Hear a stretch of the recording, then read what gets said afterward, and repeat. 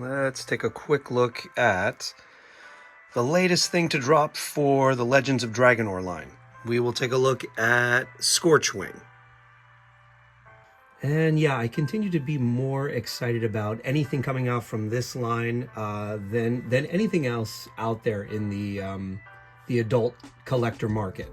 If you're not aware of this line, it is basically a 5.5-inch squat muscular action figure line in the spirit of Masters of the Universe or Galaxy Warriors or stuff like that. However, to my eyes and the way these figures feel in hand, it is far and away the most high quality action figure line of that style of anything else out there.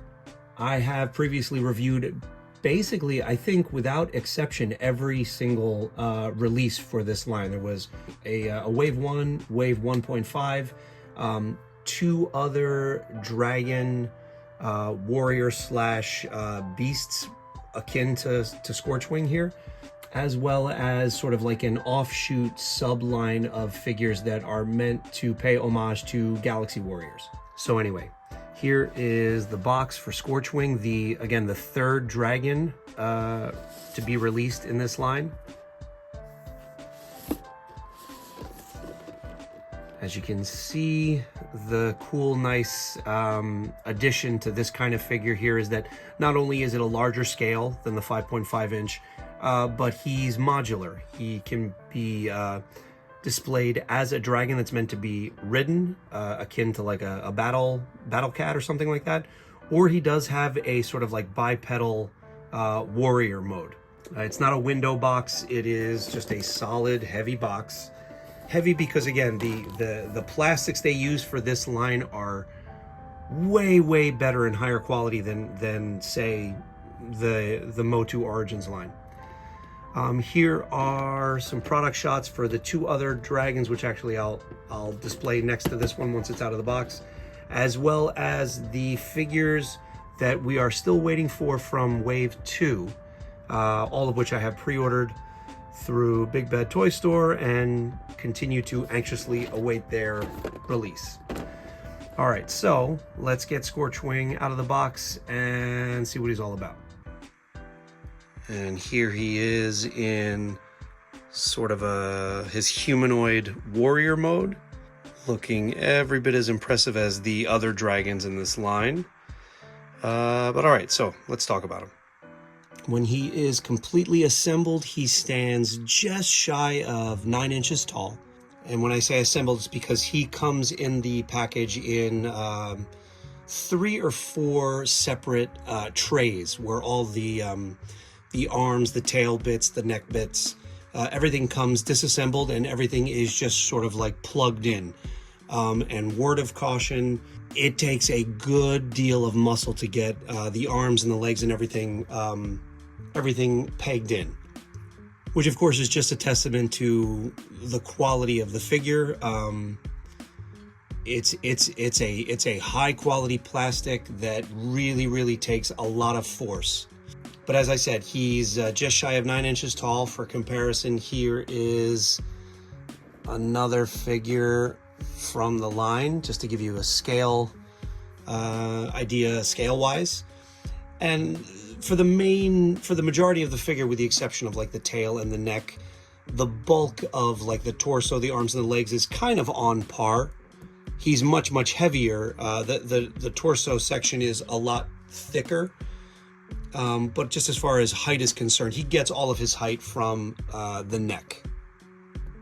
Just to get a closer look at the sculpting, the jaw does not open or close. This is one big solid piece. There is more than enough detail and really nice texture picked out all across the figure. Just like with everything else from this line, the paintwork is really sharp. They do some decent gradient work, but everything about like the presentation of these guys is very simple and straightforward and thought through as far as like the look and character of each of the figures. the color schemes, the sculpting, the design, the overall design, it's all very sort of confident and straightforward and just really, really well executed.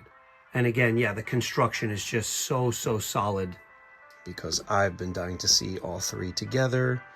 Here are the two other dragon characters, additions to this line.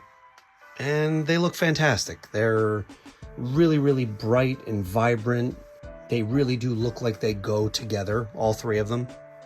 And obviously I'll configure him so he's in sort of like a beast mode that can be ridden by other figures, and so you can see all three together. But both of these guys also have this humanoid warrior form, but they really, really do look like three of a kind. They're all distinct enough to sort of justify each of their existences. Like it's not like light retooling on parts and then they just throw out additional dragons. They're all distinct enough in head design, color scheme, armor.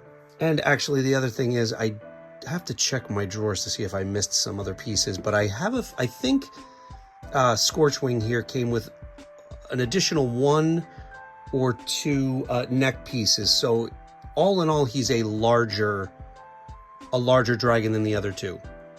Not to mention a very, very different tail. All right, so Scorchwing comes with, come on, 1 weapon, this yellow sword. Another weird inclusion is that with Scorchwing you get a pair of alternate hands with colored in kind of gauntlets for him. I don't know why those were thrown in, but that's another accessory that comes with Scorchwing. The crotch piece here and the chest piece are a softer plastic that do clip on. You can remove all this stuff a la Motu figures. The saddle is a piece that sort of just clips on, which obviously there's no point of in this mode, but it stays on there securely enough, even when he's standing up like this. As far as articulation, the head meets the neck at just sort of it swivels. And there's 1, 2, 3 points of articulation in the neck. There are no ball joints on him that I can see. Yeah, no, it's just all a peg joint that swivels. The arms do 360 if the wings weren't there, which also turned 360. This all is one big solid piece. The forearm has a swivel. There is no elbow joint. These guys are not super articulated, and as I've said in other videos, I am totally fine with that. I much prefer like the stability of these figures that harkens back to Motu, with the exception of the hips. I actually prefer these hips. They're pegged in just like the arms are. The tail has 1, 2 joints that again just swivel. So if you're a fan of highly articulated figures, these might be a little disappointing to you. To me, it's actually like a positive that there's not an excess of multiple joints that can loosen over time and make a figure look contorted and then fall over on a shelf. Give me this kind of figure any day. And here he is in sort of base dragon mode, which is also really nice, and I'll probably display him like this with the other 2 dragons. But I will say, just for me as a personal preference, the distinction, like the contrast of the darker green with the lighter green in this mode for some reason bothers me a little bit more. It doesn't look as natural. It looks like kind of like a mismatch of appendages for this dragon. But again, that's just a personal preference. So yeah, he does come with an alternate set of front legs that you change out for the arms to sort of complete this mode. One word of warning is that, so again, these joints are so tight and you have to put so much force on them to get the legs and the arms plugged in, that my recommendation is, if you pick this guy up, take off the chest armor first, because I was putting so much force on top of it to hold him in place while I plugged the legs in, that I did get some, let me see if I can show you. It's hardly a problem, but I did get some yellow off of the harness onto the scales on his back, because they're sharp scales and this is a softer plastic. But anyway, if you wanna avoid little bits of yellow paint rubbing off onto the dragon, I just say remove that before you start plugging in and mixing and matching arms and legs. Beyond that, I'll just say again that I am a huge fan of this line. I anxiously await the second wave, or wave 2 of figures. In a weird way, this line, because of the quality of the figures, this line brings me more nostalgia in a certain way than the Motu Origins line does.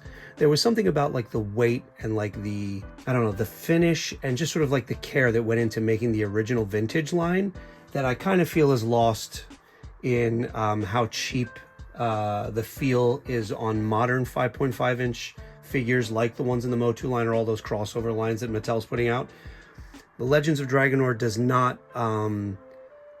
not fail in that same way. These feel like a lot of thought and care, love and art went into making them, and the actual build, like the manufacturing, the execution of the manufacturing of these figures is just as kind of refined and quality. And for that reason, I am still a major fan of this line and can't wait to see what comes out next for them. And that is just a quick look at the new Scorchwing dragon figure from the Legends of Dragonore.